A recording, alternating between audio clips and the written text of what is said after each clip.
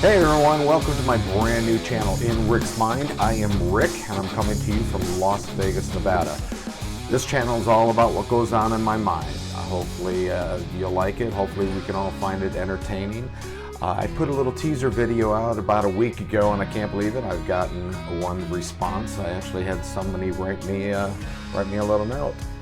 And it's from It's Graham, spelled I-T-Z-Z, Graham. And it says, "Hey Rick, I'm flying into Vegas for my 21st birthday." Awesome, dude. I wanted to hit a couple strip clubs with my friends, and since I'll be in Sin City for the first time, do you have any advice for a newbie? Graham, I do have advice for a newbie. Strip club video coming up right now.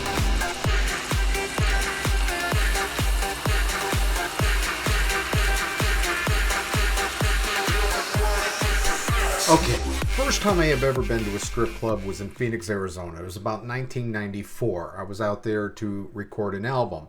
The band just got done mastering the CD and we wanted to celebrate. So the guy said, "Hey, let's go to club whatever. It's $2 Tuesday." Well, I didn't know what they were talking about until we got there. Well, it turns out it was a strip club. Can't remember the name of the place, but the guys, they were all excited because it was $2 Tuesday. I remember that distinctly. So $2 Tuesday meant it was $2 to get in, it was $2 for a drink, and it was $2 for a lap dance. So I had never been to a strip club before. So we walk in, place is smoky and dark, and I don't want to say the place looked like a trailer park, but it was a Tuesday afternoon, and the clientele, I'm guessing, was a lot different on the weekends.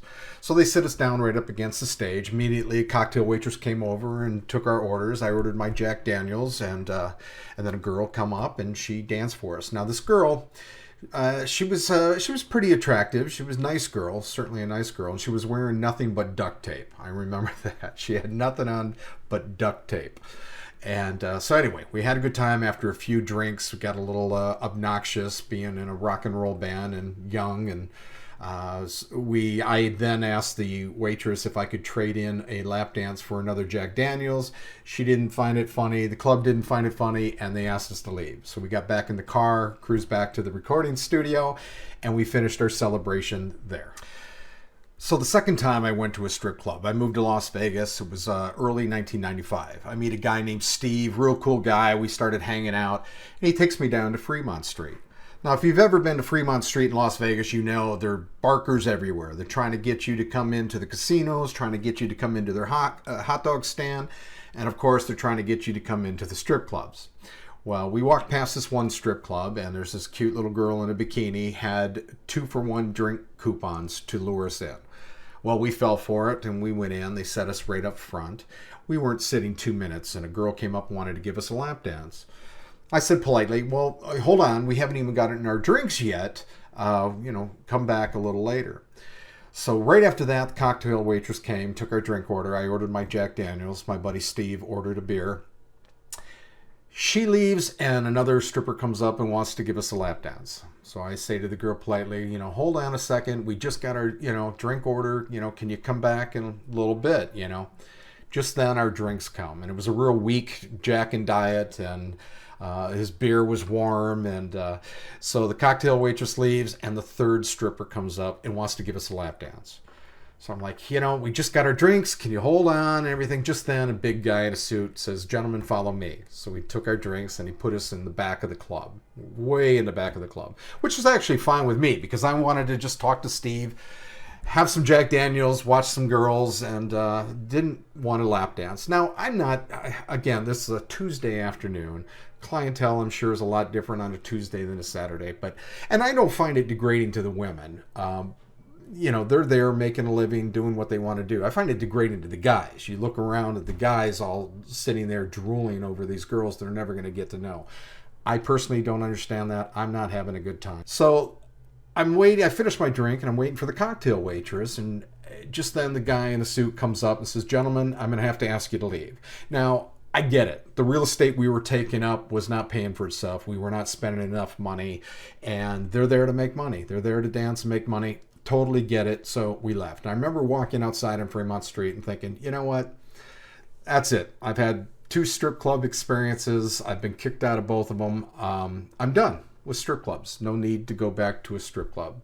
So we took off and, did whatever. Okay, well, the third time I went to a strip club, my stepbrother from California called and said, "Hey man, it's Tim's bachelor party and we're going to Las Vegas. We'd love for you to meet us there." So I said, okay. I can't remember the name of the club, but it was right across the street from the old Hard Rock Hotel, which is now the Virgin Hotel. We'll call it Club Paradise since it was on Paradise. So we walk in, and the first thing my stepbrother does is go to the ATM machine, and he's just taking out dollars. I mean, it was at least $1,000, maybe $2,000 he takes out of the machine. As this machine is spitting out the dollars, he's looking at it funny, and I'm reading up on top of the ATM machine. It says, "This machine does not dispense U.S. currency, it dispenses Paradise cash."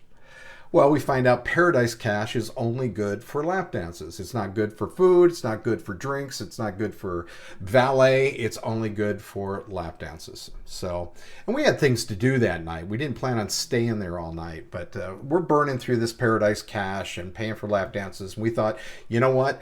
Let's go ahead and go up to the private rooms upstairs. So the girls, there was about 5 of us and 5 girls. They take us upstairs into the private room. They shut the curtain, and the music's playing and the girls are dancing for us, and they had switch guys on. Finally, after a while, we've seen everything we're going to see. There's nothing else we can see. I said to the girl, "Hey, listen, we're going to burn through this Paradise cash one way or the other. How about you just sit down and we talk?" And she was blown away. Nobody's ever asked her to sit down and talk. So anyway, I asked, "How'd you end up in Vegas? How'd you end up here?" And she says she wanted to go to college. Then she got pregnant and then got pregnant again and got pregnant a third time. So basically her mom was at home watching her kids while she was out stripping. Second girl sat down. It was really cool. She wanted to be a court reporter. She was working her way through college to become a court reporter, and I thought that was really cool. Both of them really nice girls. The third girl sat down, and her only aspiration in life was to get more hours. That's all she wanted to do. She loved her job and just wanted to get more hours. So we burned through the Paradise cash, and then we got out of there. Okay, the fourth time I went to a strip club, we actually started out at a rock club, a place called Vamp'd. It's owned by Danny Coker from the TV fame Counting Cars. When you come to Vegas, if you want to go to a rock club, see some great acts, you got to go check out Vamp'd. Really cool place. You won't regret it. It's on Sahara, West Sahara from the Strip. Anyway, we started out there, and it was about 12:30, and I decided it was time to go. So I got in my car and headed home. I'm almost home, and I get a phone call from my buddy Larry. "Rick, where are you?" I said, "I'm headed home, Larry. I've had enough." And he says, No. We're going to Larry Flint's. You got to come with us." Now, Larry Flint's is on the west side of the I-15, the west side of the Strip. It's right down by the Luxor-ish. So if you're coming up from California, it'd be on your left side, and you can't miss a place. The place is beautiful. It's huge. They even have a rooftop deck for in the summer where they have parties and everything. So immediately I'm thinking, you know what, man, this is a tourist trap. It's going to be way out of my tax bracket. I'm not interested. Well, Larry was pretty persuasive and talked me into going. So I did a U-turn and met him, and we show up in the parking lot. Again, limos, Ferraris everywhere, which isn't uncommon in Las Vegas, but there's these big guys in tuxedos everywhere. I mean, they look like, James Bond, but just huge, very intimidating. But they were very nice, very cool guys.